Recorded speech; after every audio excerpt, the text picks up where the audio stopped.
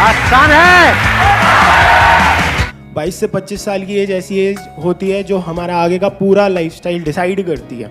So I want to discuss this topic if it is. हर एक की life में कोई ना कोई गोल होता है कि अगले 3 साल में, अगले 5 साल में मुझे ये करना ही करना है। अगर वो गोल ही नहीं है तब तो फिर तो यहाँ पर भी आप टाइम पास करने ही आए हो। तो ऐसा कैसे हो कि हमारा माइंड उस गोल पे फिक्स हो जाए। हमने एक काम को करना शुरू किया, कुछ दिन तक किया, जो सोच करके किया था कि हाँ 1 महीने में ऐसा हो जाएगा, उसका 1% भी रिजल्ट नहीं आया, या फिर माइंड में ही कुछ और आ गया, या फिर हम डिस्ट्रैक्ट हो गए। पता लगा जब आपने काम करना शुरू किया था उस गोल के ऊपर, तब आपकी एक रिलेशनशिप थी किसी के साथ में पिछले कुछ सालों से, वो एकदम से खत्म हो गई, सब खत्म हो गया। उसके बाद सिर्फ दारू आपकी अपनी रह गई। मतलब क्या हुआ, हम गोल से हट गए पूरी तरह से। क्यों हटते हैं मैं उस पर नहीं जा रहा, बट द पॉइंट इज ऐसा कैसे हो कि हम जो भी हमारा गोल है उस पर पूरी तरह से फोकस्ड रहे। जब हमारे हिसाब से कुछ हो रहा होता है लाइफ में, तब हम ओवर कॉन्फिडेंट हो रहे होते हैं, तब हम एक्साइटेड हो रहे होते हैं। और जब हम हार रहे होते हैं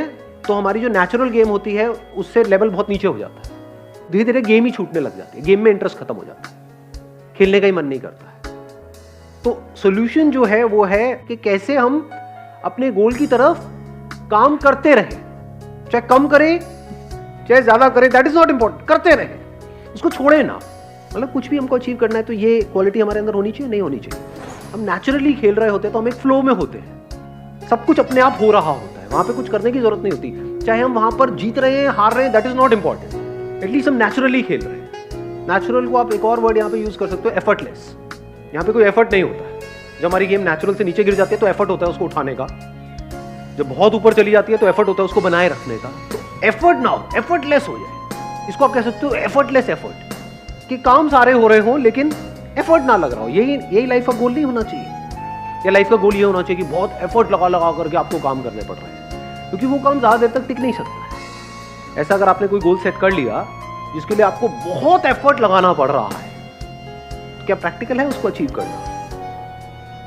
एक है जिसमें कोई एफर्ट नहीं करना पड़ रहा, आउटपुट उससे ज्यादा आ रहा है। अगर एग्जांपल से समझाऊं, फॉर एग्जांपल फिटनेस तो हमको चाहिए ही ना, जैसे पैसा चाहिए ही। तो 2 तरीके हैं फिटनेस को अचीव करने के। एक ये है कि कोई ऐसा काम जिसमें मेरा इंटरेस्ट नहीं है, यानी कि जिम, वहां पर मैं जाऊं और अपने आप को पुश करता रहूं और पूरी कोशिश करूं उसको अचीव करने की। वहां पे एफर्ट बहुत लगने वाला है, लेकिन रिजल्ट आने के चांसेस, जो भी मेरा गोल है 1 साल में, जो भी फिटनेस गोल है उसको अचीव करना is almost next to impossible for me, क्योंकि उस काम में इंटरेस्ट नहीं है। दूसरा क्या है, जो मैंने भी आपको बताया, बैडमिंटन। डेली 1 घंटा बैडमिंटन खेलता हूँ, वहां पे एफर्ट क्या है, रिजल्ट कितना है, इससे ज्यादा ही है। क्योंकि जिम में मेरा इंटरेस्ट नहीं है, तो जब जिम से आऊंगा तो मैं थका होऊंगा, पूरे दिन के लिए थकान सी होगी, उसमें तो इंटरेस्ट है ही नहीं, जबरदस्ती करना पड़ रहा है फिटनेस के लिए। ऐसे ही जबरदस्ती कोई काम करना पड़ रहा है पैसे के लिए। क्यों? क्योंकि सब वही काम कर रहे हैं। ये जो फंडा हमने फिटनेस में लगाया, क्या इसको पैसे में नहीं लगा सकते? पैसा कमाने का क्या एक ही तरीका है दुनिया, जिस तरह से सब कमा रहे हैं। सारे जिम जा रहे हैं तो मुझे भी जिम जाना चाहिए, मुझे वही करना चाहिए ना जो मेरा पैशन है, जिस काम में मेरा इंटरेस्ट है। हम क्या कर रहे हैं कि गोल सेट करने से पहले क्या करना चाहिए उसकी भी बात कर रहे हैं। सिर्फ ये नहीं कि गोल को अचीव कैसे करना है, क्योंकि अगर मेरा गोल फिटनेस है अगले 1 साल में, और अगर मैं जिम के थ्रू अचीव करता हूं, तो मैं चाहे कितनी भी मोटिवेशनल वीडियोस देख लूं, कितना भी अपने अंदर से जोर लगा लूं, कितना भी कुछ भी कर लूं, वो रिजल्ट नहीं आ सकता जो यहां से आ जाए। क्योंकि उसमें इंटरेस्ट नहीं है, बड़ा बोरिंग लगता है। I am not interested. किसी और के लिए हो सकता है इंटरेस्ट, मेरे लिए नहीं। ये जो पैसे से रिलेटेड आपके जो गोल्स हैं, तो गोल सेट करने से पहले अपने आप से पूछो कि उस गोल को अचीव करने के लिए जो करना पड़ेगा, क्या उसमें मेरा इंटरेस्ट है या नहीं है, या गोल अचीव होने के बाद जो मिलेगा उसमें इंटरेस्ट है। दोनों में बड़ा फर्क है। वहां एफर्ट बहुत ज्यादा लगाना पड़ेगा और रिजल्ट मिलने के चांसेस बहुत कम है, क्योंकि बीच में कहीं ना कहीं आप टूट जाओगे, या तो उस काम को छोड़ दोगे या अपना एफर्ट लगाना बंद कर दोगे, या नेचुरली वहां पे आप नहीं कर पाओगे। जब भी कुछ भी अननेचुरल होता है तो उसको हम सस्टेन नहीं कर सकते। जैसे हमारा एक नेचुरल ब्रीदिंग का पैटर्न है, उसमें कोई एफर्ट की जरूरत है, नेचुरली अपने आप चल रही है। बट अगर आपको बोला जाए कि पूरे दिन इसी तरह से आपको ब्रीथ करना है, जैसे कछुआ करता है। कछुए के बारे में पता है आपको? 1 मिनट में कितनी ब्रेथ लेता है? हम 1 मिनट में कितनी ब्रेथ लेते हैं? मतलब कुत्ता कितनी बार लेता होगा 1 मिनट में? कुत्ते को नहीं छोड़ते 1 मिनट। कुत्ता भी लाते हैं, इंसान भी लाते हैं, कछुआ भी लाते हैं, फिर देखते हैं, अज्यूम कर लेते हैं ना। कुत्ते का अजम्पशन ले लेते हैं 30, आपका ले लेते हैं मान लो 20, कछुए का होता है 4 से 5, तो कछुए का हो गया 6, आपका हो गया नेचुरल जो है मान लो 20, या 17, 18 व्हाटएवर, एक पकड़ लेते हैं ना, 6, 18 और 30। अब आपको बोला जाए पूरे दिन आप जो चाहते हो आपको मिल जाएगा। क्या चाहिए? मुझे जॉब चाहिए जहां से मेरे को 1 लाख रुपए महीने का आ जाए। ठीक है, आपको कुत्ते की तरह सांस लेनी होगी, मतलब 1 मिनट में 18 बार नहीं 30 बार लेनी होगी। तो क्या होगा? सक्सेसफुल होने के चांसेस क्या है? हाँ, या फिर कछुए की तरह ब्रीथ करना होगा, धीरे धीरे ब्रेथ लेनी होगी। अननेचुरल हो गया वो आपके लिए? तो आप एक्साइटेड तो हो जाओगे सुन करके, अगर आपको कोई बड़ा अमाउंट दिया जाए तो ठीक है ये करो, उसके बाद में 10 लाख रुपए मिलेगा, मैं तैयार हूं, मैं करूंगा। कर पाओगे क्या? क्यों नहीं कर पाओगे? क्योंकि आपकी जो एक नेचुरल टेंडेंसी है, नेचुरल जो कंपोजिशन है, आपके बॉडी माइंड जो स्ट्रक्चर है, उसके थोड़ा बहुत तो ऊपर नीचे आप कर सकते हो, बहुत ज्यादा नहीं कर सकते। इसी तरह से पैसा कमाने के लिए जो भी करने वाले हो, उसमें आपका इंटरेस्ट थोड़ा बहुत ऊपर नीचे है तो चल जाएगा। बिल्कुल ही उससे अपोजिट है जो आपकी पर्सनैलिटी है तो फंस गए, फिर मेरी सारी बातें बेकार है। इसलिए मैं बातें कर रहा हूं क्योंकि बातें तभी काम की है जब ये पहला काम आपने ढंग से सोच समझ के चूज किया है। इसको देख लेते हैं, the most foolish way to live your life and the most intelligent way to live your life. The most foolish क्या है? कोई ऐसा काम करना पड़ रहा है जो 1 मिनट भी करना आप बर्दाश्त नहीं कर सकते, फिर भी कर रहे हो सुबह से रात तक। इसको क्या कहेंगे? इंटेलिजेंट लिविंग कहेंगे, फूलिश लिविंग कहेंगे। जैसे होता नहीं है, जानवरों को हम कैद कर देते हैं, उनकी जरूरतें पूरी हो जाएंगी, लेकिन यहाँ पे ये सवाल नहीं होगा, ये क्वेश्चन नहीं होगा उसको करना पसंद है नहीं है। बैल से ये नहीं पूछा जाएगा कि तेरे को करना पसंद है नहीं है। The most intelligent way of living क्या है? कोई ऐसा काम आप कर रहे हो जिसको करने के लिए अगर आपको पैसा नहीं भी मिलता है तब भी आप करोगे, और फिर ऊपर से पैसा भी बहुत मिल रहा है। ये most intelligent way of living नहीं हो गया? मैं ये नहीं कह रहा कि हाँ यही आपके साथ होना चाहिए या यही हो रहा, आपको देखना है आप कहां पर हो। अगर यहां हो तो कोशिश तो करो थोड़ा इधर उधर शिफ्ट होने की। अगर यहीं पे आप जीते रहे, the most foolish way of living, हाँ ठीक है जिंदगी तो निकल जाएगी, टाइम तो निकल जाएगा, 10 साल 20 साल 50 साल 100 साल सब निकल जाता है, टाइम तो निकल जाता है। But the point is, are you living your life intelligently और फूलिशली? और इन दोनों के बीच में, इन दो एक्सट्रीम्स के बीच में क्या है? कोई ऐसा काम जो करना आपको बहुत पसंद नहीं भी है भी और नहीं भी है। ऐसे भी काम होते हैं ना, हाँ ठीक है गाड़ी चल जाती है, तो आप बीच में हो, वो भी बुरा नहीं है, एटलीस्ट यहाँ से यहाँ तक तो आए।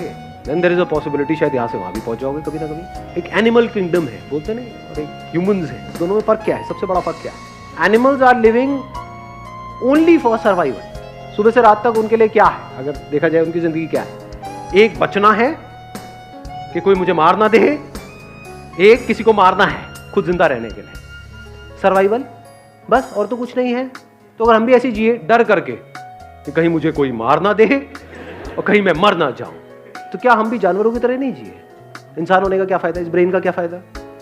अगर पूरी जिंदगी पैसा पैसा पैसा ऐसा करते करते जिए, पैसा पैसा पैसा पैसा करते मरे, तो हमें और जानवरों में फर्क क्या है? वो भी तो यही कर रहे हैं। और एक लेवल है जो जानवरों से भी नीचे है, वो क्या है? आपने कमा लिया पैसा, आपके पास में पैसा है, फिर भी आप पैसे के लिए जी रहे हो। उससे भी नीचे का लेवल नहीं हो गया?